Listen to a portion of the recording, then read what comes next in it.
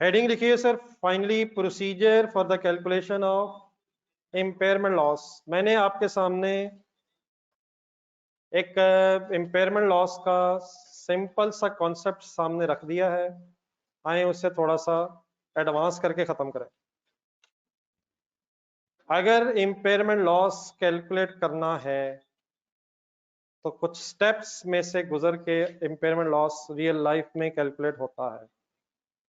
Relax रह के first point पढ़े, एक एरो सा बना हुआ है। सबसे पहला काम है अपने एज एन अकाउंटेंट, हर रिपोर्टिंग पीरियड के एंड पे, हर रिपोर्टिंग पीरियड के एंड पे मतलब हर साल के एंड पे एक असेसमेंट करनी है। हाँ सेंटेंस पढ़े मेरे साथ। असेस, सब साथ है, सब साथ है sir. Assess at the end of each reporting period whether there is any, एक असेसमेंट आपने करनी है हर साल के एंड पे कि क्या कोई इंडिकेशन तो नहीं है कि हमारा एसेट इंपेयर हो गया है। अपने वर्ड से बताएंगे क्या करना है। हर रिपोर्टिंग पीरियड के एंड पे खड़े होके ये असेस करना है, ये चेक करना है कि क्या हमारे एसेट्स पे कोई इंडिकेशन ऑफ इंपेयरमेंट तो नहीं आ गई है।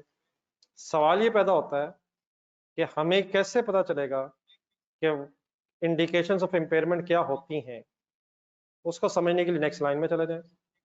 एग्जांपल्स ऑफ क्या indication of impairment. Number 1, relax, physical damage of asset.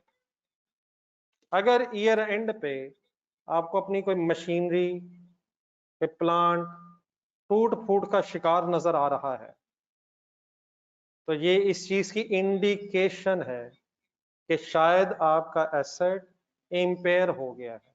ये क्या मतलब होता है इंपेयर हो गया है? उसकी वैल्यू कम होगी। क्या इस लाइन का ये मतलब है कि वाकई इंपेयरमेंट लॉस हो गया है? ये नहीं इसका मतलब। इसका मतलब ये है कि ये इंडिकेशन है, चेक कर लेना चाहिए शायद इंपेयरमेंट लॉस हो गया हो। ये कैसे पता चलेगा कि इंपेयरमेंट लॉस है भी या नहीं? कैरिंग अमाउंट कैलकुलेट करेंगे, रिकवरेबल अमाउंट से कंपेयर करेंगे, फिर अगर कैरिंग अमाउंट ज्यादा तो फिर इंपेयरमेंट लॉस हुआ होगा।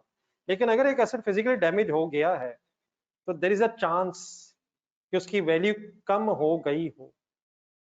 तो अगर आपको एसेट को डैमेज नजर आ रहा है तो ये किस चीज की इंडिकेशन है? इंपेयरमेंट लॉस हो गया है या शायद इंपेयरमेंट हो ना गई हो? शायद इंपेयरमेंट होगा। Number 2 example, second indication, obsolete क्या होता है? ऑब्सोलिसेंस, ऑब्सोलीट क्या होता है? आउटडेट सही वर्ड है वैसे, outdate.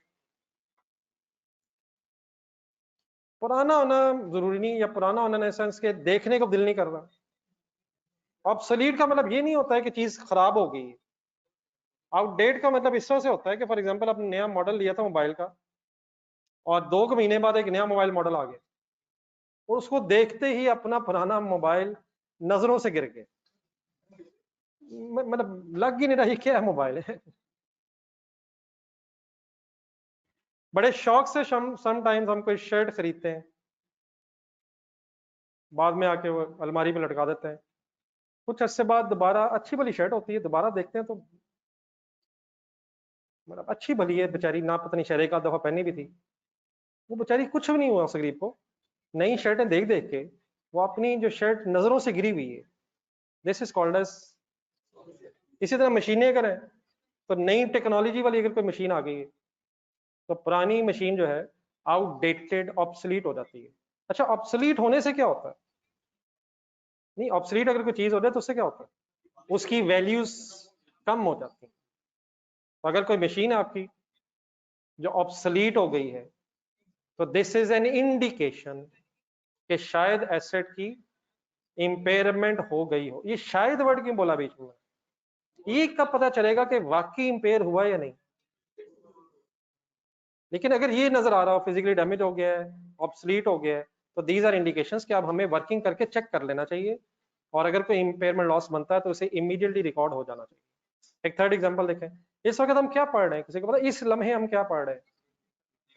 Some of the examples, what are the examples of indication, जिससे ये पता चलेगा कि हमारे एसेट की वैल्यू कहीं कम तो नहीं हो गई। थर्ड एग्जांपल पढ़ें। Economic conditions of the country are खराब, खराब हो रही है, खराबिंग हो रही है, डिटीरियोरेटिंग हो रही है। ठीक होता है डिटीरियोरेट हो जाना। खराब हो जाना या अच्छा हो जाना। जिस मुल्क में आप बिजनेस कर रहे हैं अगर उस मुल्क की इकोनॉमिक कंडीशंस खराब हो रही हैं तो उससे हमें क्या फर्क पड़ता है? लोगों की परचेजिंग पावर अगर कम हो रही है तो हमें क्या फर्क पड़ता है? वैल्यू इन यूज की वर्किंग से मिला है।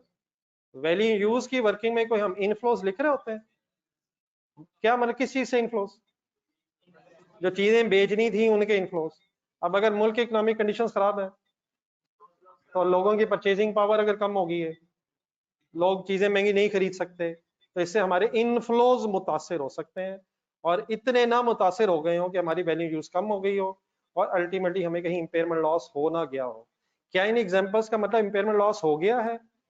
इन एग्जांपल्स का मतलब अगर ये सिचुएशंस आ रही हैं तब खतरा हो गया है, चेक कर लेना चाहिए। आए फर्स्ट लाइन जरा दोबारा पढ़ते हैं। हर रिपोर्टिंग पीरियड के एंड पे एक्सेट्रा है और एग्जांपल्स भी हैं लेकिन वो कल से हर रिपोर्टिंग पीरियड के एंड पे ये असेस करना है कि क्या कोई इंडिकेशन ऑफ इंपेयरमेंट तो नहीं है। अगर आपका आंसर है कि नहीं कोई इंडिकेशन नहीं है तो नेक्स्ट कोई स्टेप नहीं होगा। नेक्स्ट स्टेप कब होगा? अगर कोई इंडिकेशन नजर आएगी तो। इंडिकेशंस की एग्जांपल मेरी तरफ देख के बोले दो तीन तरह।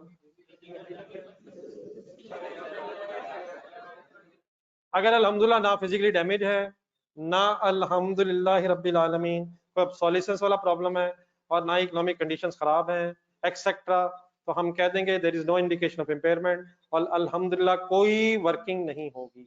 लेकिन अगर कोई इंडिकेशन आ गई, सारी नहीं, कोई एक भी इंडिकेशन आ गई, तो फिर सेकंड स्टेप में आए, जरा सेकंड एरो ढूंढना। If there is any indication, ये आगे जो हम जा रहे हैं ये किस सिचुएशन में जा रहे हैं?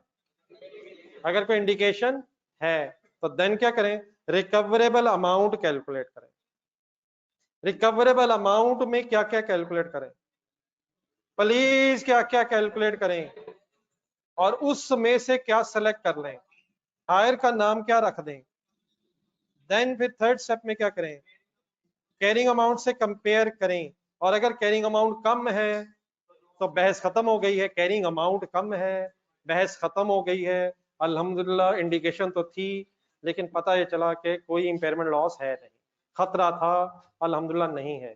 लेकिन अगर अगर अगर अगर अगर मुबीन चला गया है, अगर मुबीन क्लास से चला जाए, दरवाजा बंद हो जाए, अगर कैरिंग अमाउंट ज्यादा हो जाए तो फिर इंपेयरमेंट लॉस आ गया है। अब आपने मुसलसल मेरी तरफ ही देखना है और गौर से मेरे वर्ड सुनने हैं।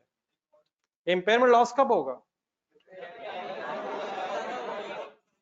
अगर इंडिकेशन थी, आपने रिकवरेबल अमाउंट कैलकुलेट की, कैरिंग अमाउंट से कंपेयर किया और कैरिंग अमाउंट ज्यादा है, तब इंपेयरमेंट लॉस आ गया है। मेरी बात कंप्लीट होने तक।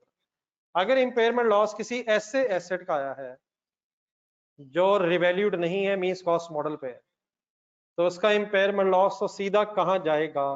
प्रॉफिट एंड लॉस में। लेकिन अगर इंपेयरमेंट लॉस किसी ऐसे एसेट का आया है जो रिवैल्यूएशन मॉडल पे था, क्या IAS 16 में रिवैल्यूएशन मॉडल एप्लीकेबल है? क्या कोई रिवैल्यूड एसेट भी इंडिकेशन ऑफ इंपेयरमेंट से मुतासिर हो सकता है? तो अगर कोई रिवैल्यूड एसेट है और उसका कोई पुराना सरप्लस आ रहा है at the time of impairment loss, हो सकता है सर, तो फिर वही होगा जो अल्हम्दुलिल्लाह आपके ज़हन में आ गया है।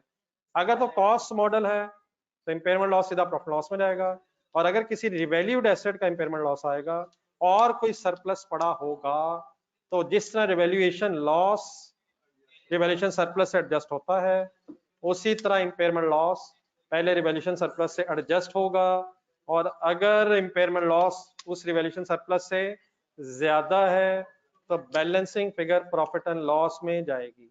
बुक दोबारा खोलनी है, अगर बंद हो गई है तो वहीं से, और अगर बैग में पहुंच गई है तो दोबारा ढूंढें। जो मैंने आपके सामने बुक बंद करके पढ़ा था मेरे सामने खुला हुआ है,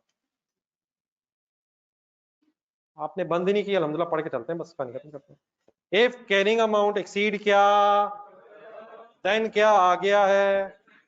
रिकॉग्नाइज एज फॉलोज कैसे होगा? Non revalued asset means cost model पे है, सीधा कहां जाएगा? रिवैल्यूड एसेट है, रिलैक्स होकर पढ़ें। First against surplus if any as result of, और अगर क्या ज्यादा है, नेक्स्ट लाइन अंडरलाइन करें, then balancing figure profit and loss में जाए। इंशाल्लाह इसकी बेस पे कल दोबारा गेम यहीं से शुरू करेंगे।